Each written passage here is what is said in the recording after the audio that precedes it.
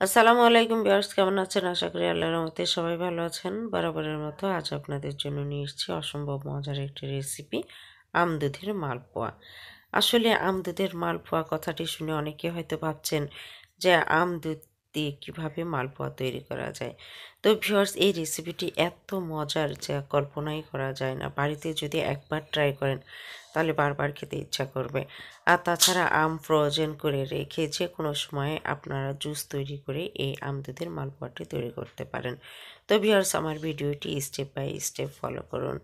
আর কিভাবে তৈরি করেছি চলুন দেখা যাক এই আম দুধের মালপোয়া।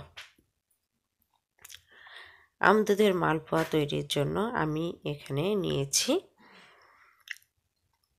2 কাপ পরিমাণ চালের গুঁড়া। আমি কিন্তু এখানে মালপোয়া তৈরির জন্য চালের গুঁড়াটাই ব্যবহার করেছি, শুকনা ইনস্ট্যান্ট গুঁড়া।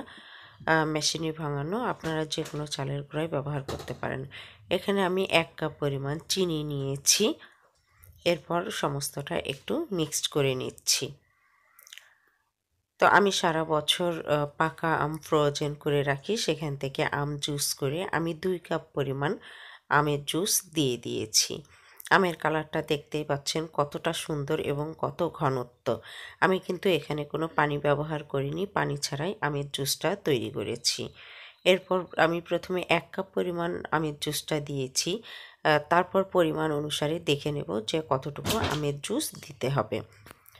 একটু নাড়াচাড়া করে নিলাম। এখনও আমি আরেক কাপ পরিমাণ আমের জুস দিয়ে দেব।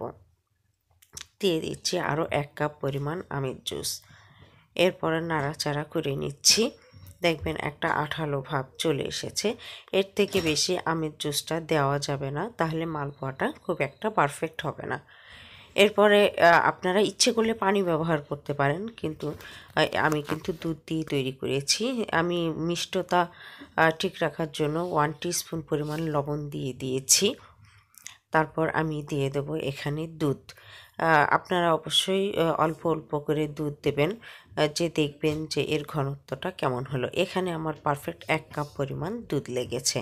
দুধটা আগের থেকে আমি ফুটিয়ে একটু ঘন করে নিয়েছি। আপনারা দুধের পরিবর্তে পানিটাও ব্যবহার করতে পারেন। তবে দুধ দিলে এর যেন আমের সাথে দুধ এমনিতেই যেন অনেক স্বাদের।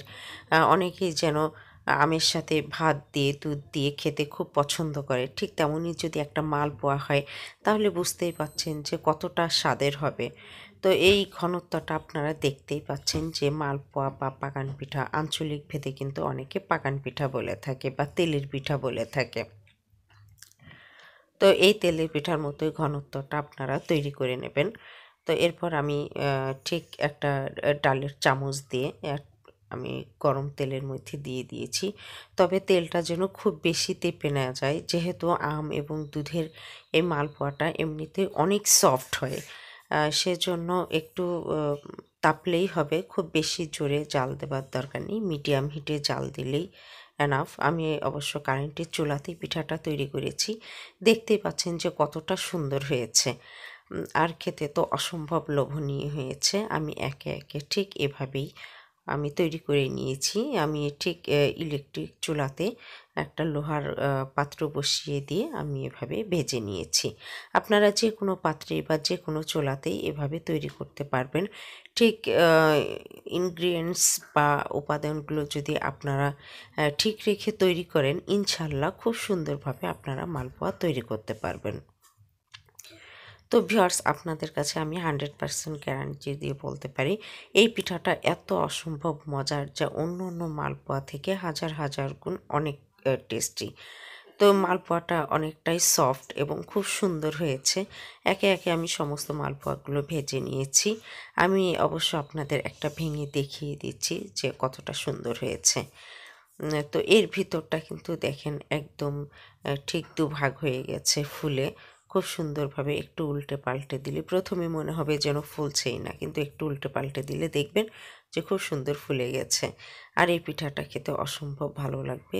অবশ্যই আপনি প্রশংসিত হবেন ইনশাল্লাহ।